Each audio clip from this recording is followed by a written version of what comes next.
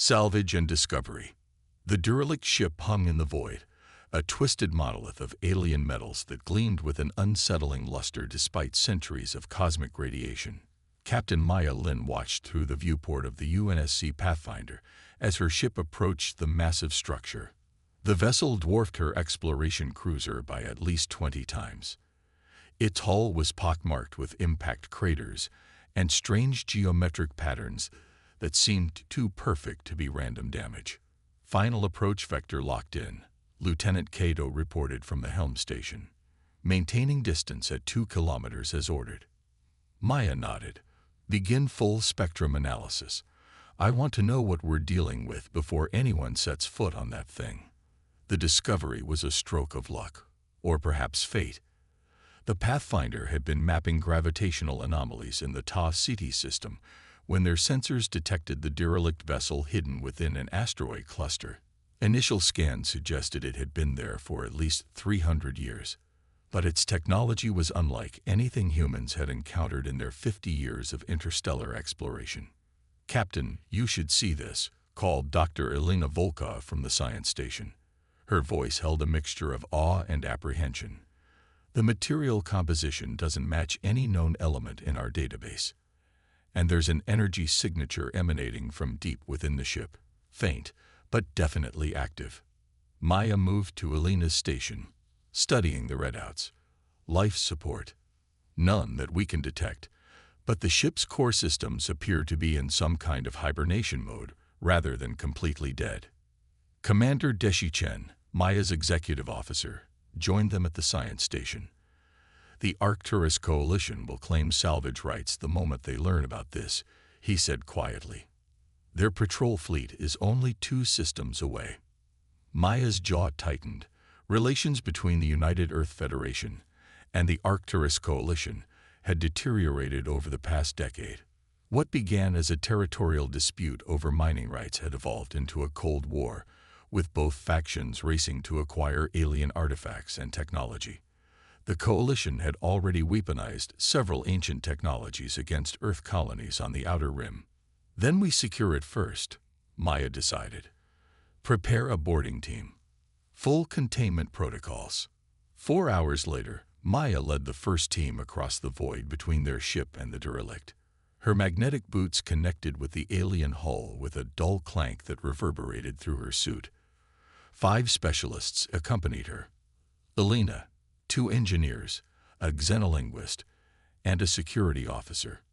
"Stay alert," she instructed through the comlink. "We don't know what automated systems might still be active."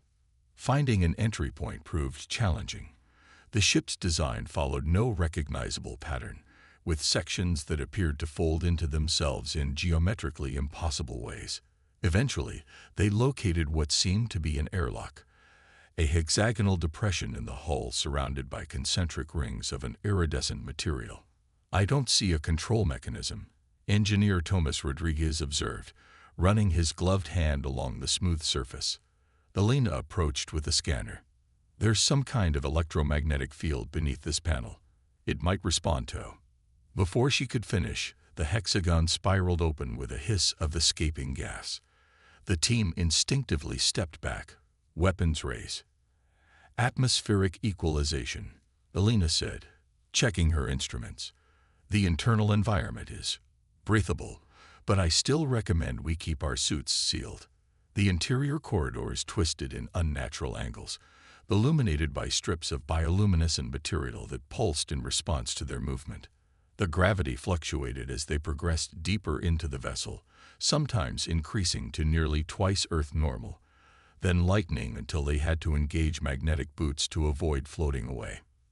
"These markings," said Dr. Ling, the xenolinguist, gesturing to symbols etched into the walls. "They share structural similarities with the Proxima artifacts we discovered last year, but the syntax is entirely different. I believe this ship belongs to a much older civilization." Maya documented everything with her suit's camera as they moved toward the energy signature Elena had detected. They passed through chambers filled with equipment that defied understanding, crystalline structures suspended in electromagnetic fields, machines that seemed to phase in and out of visible reality, and tanks containing metallic fluid that moved with apparent sentience. After nearly 2 hours of exploration, they reached what appeared to be the ship's central command center. A vast, circular chamber opened before them, dominated by a pulsing core of energy suspended within interlocking rings of the same iridescent material as the airlock. "This is it," Elena whispered, her scanner recording unprecedented energy readings. "The power source. It's incredible.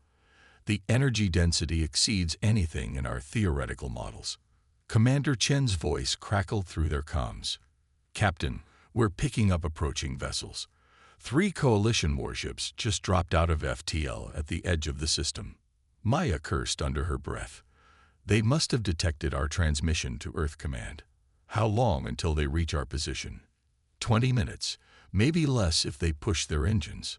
Maya surveyed the command center, making a quick decision. "Thomas, can we interface with these systems? At minimum, I need to know if this vessel can move under its own power." The engineer hesitated. "Captain, we have no idea how these systems function. Attempting to activate them could be catastrophic. And if the Coalition gets here first, they'll reverse engineer this technology into weapons within months," Maya countered. "We've all seen what they did to the new Shanghai colony." The memory hung heavy between them. The orbital bombardment that had killed 80,000 civilians after the colony refused Coalition taxation. Official reports blamed a reactor malfunction, but leaked evidence suggested they had used repurposed alien technology. "I can try to establish a basic interface," Thomas said finally, moving toward what appeared to be a control console. "But I'll need time. Work fast." Maya turned to the security officer. "Sergeant Diaz, set up a defensive perimeter at our entry point. If Coalition forces board this vessel, delay them as long as possible." As Thomas worked to connect his equipment to the alien systems, Elena continued her analysis of the central core. Her expression grew increasingly troubled as she compared readings. "Captain," she said finally, "I think I know what this is." Maya joined her. "Go on." "The energy signature matches theoretical models for artificial singularity containment. This isn't just a power source, it's a weapon." Elena's voice was tight with tension. "Based on these readings, if fully activated, this core could generate enough energy to destabilize a planet's crust." A chill ran through Maya. "You're saying this is a planet killer?" "Worse. The gravitational distortion it creates could potentially disrupt a star's fusion process. This isn't just a weapon of war, it's a means of stellar extinction." Before Maya could respond, Thomas let out a startled exclamation. The console before him had come alive, projecting holographic symbols into the air. "I think I accidentally activated something. The system is responding to human interaction." The ship shuddered around them, and the bioluminescent strips brightened to a blinding intensity before settling into a steady glow. Throughout the vessel, dormant systems began to awaken. "Captain," Chen's voice returned, tinged with urgency. "Something's happening with the Derelict. We're detecting massive power fluctuations, and wait, it's broadcasting some kind of signal." Elena's eyes widened as she studied her scanner. "It's not just broadcasting. The ship is scanning our database through Thomas's interface. It's learning." The holographic display expanded, reorganizing itself into recognizable patterns, star charts, ship schematics, and finally, English text. "GD niti AC compatibility DTCTED. Control transfer protocol initiated." "What the hell does that mean?" Maya demanded. Before anyone could answer, a section of the floor opened beneath them, revealing a chamber filled with a translucent, gel-like substance. From the gel rose a chair-like structure that was clearly not designed for human anatomy, but seemed to be reconfiguring itself as they watched. "Captain," Thomas said, his voice hushed with awe, "I think the ship wants one of us to take command." The implication struck Maya with full force. If humans could control this vessel, this weapon of almost unimaginable power, it would fundamentally alter the balance of power not just with the Coalition, but potentially throughout known space. Coalition vessels are launching boarding shuttles, Chen reported. 15 minutes until they reach us. Maya studied the command chair as it completed its transformation. The decision before her carried the weight of humanity's future. Using this weapon could end the Coalition threat permanently, but at what cost to humanity's soul? Elena Thomas, continue your analysis. I need to know exactly what this ship is capable of, and what controlling it might do to a human pilot. She activated her comm link to the Pathfinder. Commander Chen, prepare to defend our position, but avoid direct engagement with Coalition forces if possible. I need more time. As the alien vessel continued its awakening around them, Maya Lin faced the most consequential decision of her life. The power to ensure humanity's security, or perhaps to doom it through the very act of wielding such terrible capability, rested in her hands. The captain approached the command chair, studying its now humanoid configuration. The gel-like substance pulsed with an inner light that seemed to call to her. For the record, she said, activating her suit's log, if this goes wrong, the responsibility is mine alone. With those words, Captain Maya Lin lowered herself into the command chair of the most powerful weapon humans had ever encountered, as Coalition forces closed in and the ancient vessel hummed with awakening potential around her. Power and consequences. The moment Maya's body made contact with the command chair, a cascade of sensations overwhelmed her. Tendrils of the gel-like substance flowed over her suit, seeking direct contact with her skin. She fought the instinct to struggle as the material seeped through microscopic pores in her supposedly sealed environment suit. Captain. Elena moved toward her, but Maya raised a hand to stop her. I'm okay, she managed, though her voice sounded distant even to her own ears. It's not hostile. It's interfacing. The gel had reached her skin now, and with that contact came information, torrents of it flooding directly into her consciousness. The ship's history, its capabilities, its purpose, all downloading into her mind faster than she could process. Maya gasped as her perception expanded beyond human limitations. She could feel every system of the vessel as extensions of her own body, from the magnetic field generators to the quantum-entangled propulsion arrays. And at the core, the weapon, a gravitational singularity manipulator of terrifying power. My God, she whispered. Through the gel interface, Maya understood what the ship truly was, a cosmic executioner built by an ancient species called the Meridian Collective. They had constructed it to eliminate what they deemed evolutionary dead ends, entire civilizations judged unworthy of continued existence.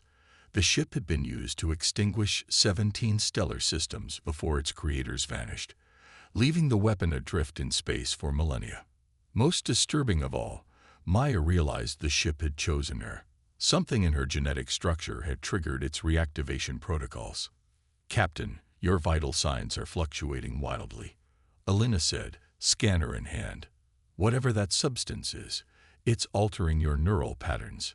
Before Maya could respond, Commander Chen's voice cut through their comms with renewed urgency. Coalition forces have docked. Multiple breaching points detected. Maya could see them through the ship's sensors.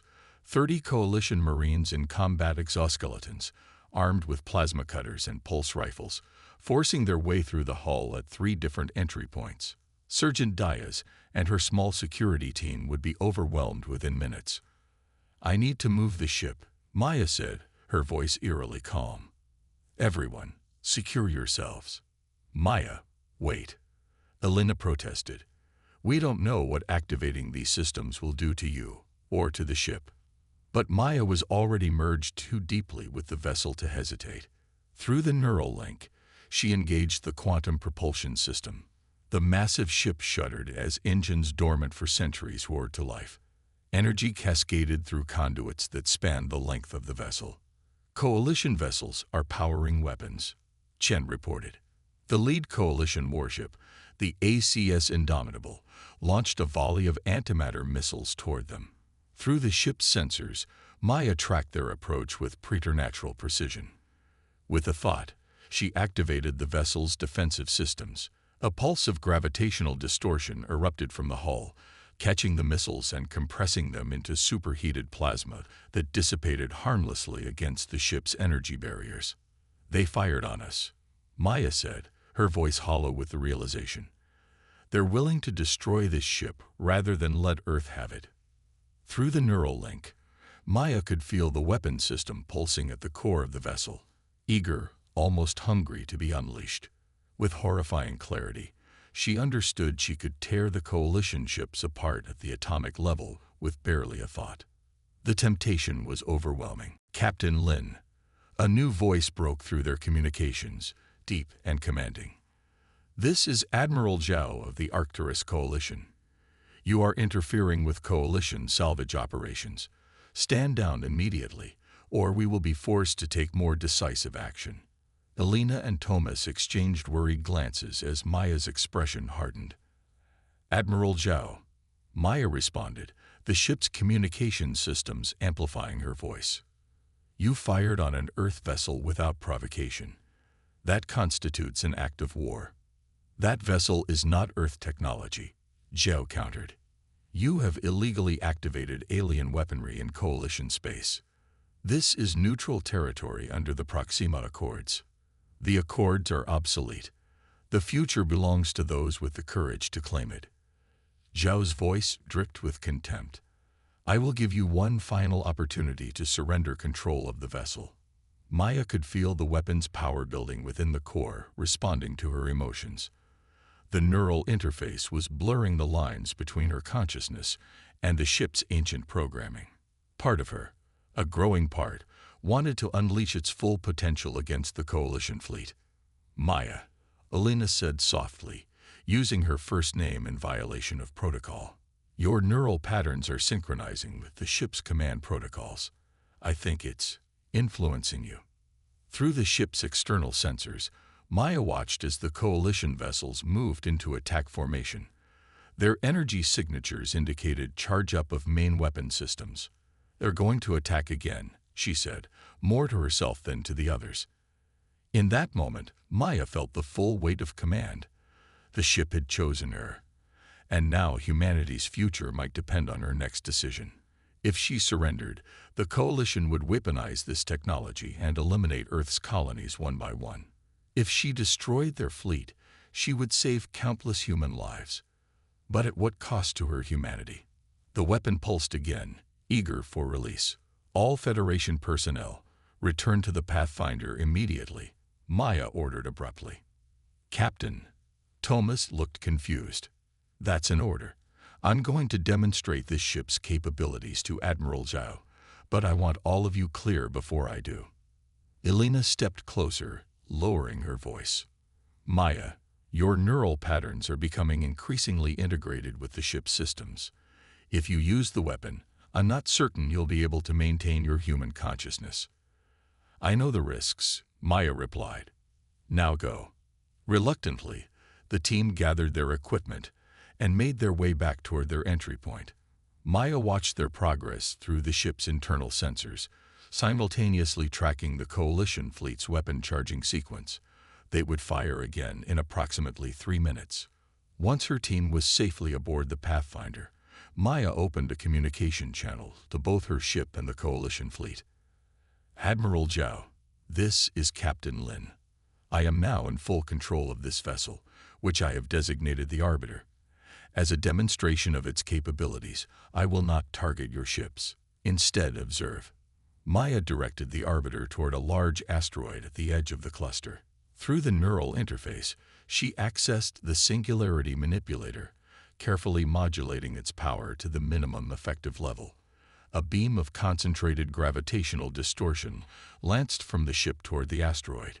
The effect was immediate and terrifying. The massive rock didn't explode. It imploded, its entire structure collapsing inward until it compressed into a dense point of matter no larger than a human fist, then winked out of existence entirely. Silence filled all communication channels for several seconds. That was approximately 1/10,000th of this weapon's full capacity, Maya informed them, her voice unnaturally calm. At full power, it could do the same to a star. She could sense the fear emanating from the coalition ships as their crews processed what they had just witnessed. Several vessels were already powering up their FTL drives. Captain Lin, Admiral Zhou's voice had lost its arrogance. Perhaps we can discuss terms for shared research access to this technology. There will be no terms, Admiral. This weapon will not be used by either Earth or the Coalition. Maya's resolve hardened as she felt the ship's ancient programming trying to assert itself in her mind. No species should wield this kind of power. Through the neural interface, Maya initiated a sequence she had discovered within the ship's database, a fail-safe designed by some long-dead Meridian engineer with a conscience. The Singularity Core began to reconfigure itself, energy patterns shifting from weapons capability to something else entirely. "Captain, what are you doing?" Commander Chen demanded from the Pathfinder. "The right thing," Maya replied. "Get the Pathfinder to safe distance immediately. At least 10 light minutes away." "Maya." "That's an order, Commander." As the Pathfinder and Coalition ships retreated, Maya completed the transformation of the Arbiter's core. The neural gel began to withdraw from her body, the connection weakening as the ship's systems reconfigured themselves. The weapon that could destroy stars was converting itself into something new. 6 hours later, Maya sat in the Pathfinder's medical bay, undergoing treatment for neural shock. Alina monitored her brain patterns while Commander Chen stood at her bedside. "The Coalition has withdrawn from the system," Chen reported. "Earth Command is dispatching a research fleet, but they won't arrive for at least 3 days. Maya nodded weakly. "And the Arbiter?" Alina adjusted a display showing real-time images of the transformed vessel. "It's evolving. The gravitational singularity has been converted into what appears to be a localized space-time distortion field. It's not a weapon anymore." "What is it then?" Chen asked. "A beacon," Maya said softly. "I managed to understand that much before the connection was severed. The Meridians didn't all agree with their species' path of destruction. Some of them encoded this transformation protocol as a safeguard." On the display, the Arbiter's structure continued to change, unfolding like a vast geometric flower in space. Energy patterns rippled across its surface in complex, beautiful patterns. "The signal it's broadcasting isn't just electromagnetic," Alina confirmed. "It's generating quantum-entangled particles that could theoretically be detected anywhere in the universe instantly." Maya closed her eyes, remembering the final impressions she'd received through the neural link. Impressions of a civilization far more advanced than the Meridians, one that had evolved beyond the need for physical form or destructive capabilities. A civilization that had been waiting for younger species to pass a crucial test. "We're not alone out there," she said, "and we just told the others that we choose creation over destruction." Chen's communicator chimed. His eyes widened as he read the incoming message. "Captain, long-range sensors are detecting something. Multiple objects approaching from deep space, all broadcasting signals that match the Arbiter's beacon." Maya smiled despite her exhaustion. "Prepare first contact protocols, Commander. I believe we're about to meet the neighbors." As the Pathfinder's crew scrambled to prepare for an unprecedented diplomatic encounter, Maya Lin reflected on how close humanity had come to following the Meridian's path of destruction. The power to annihilate worlds had been literally at her fingertips, and she had chosen differently. The Arbiter, once an instrument of extinction, now hung in space as a bridge between worlds. Proof that even the darkest technologies could be transformed when guided by the right intentions. As the first of the responding vessels appeared at the edge of their sensor range, Maya understood that humanity's true test was just beginning. The weapon that could end worlds had become the key to a much larger universe. And Maya Lin, who had stared into the abyss of absolute power and turned away, would be there to help humanity take its first steps into that greater community of stars.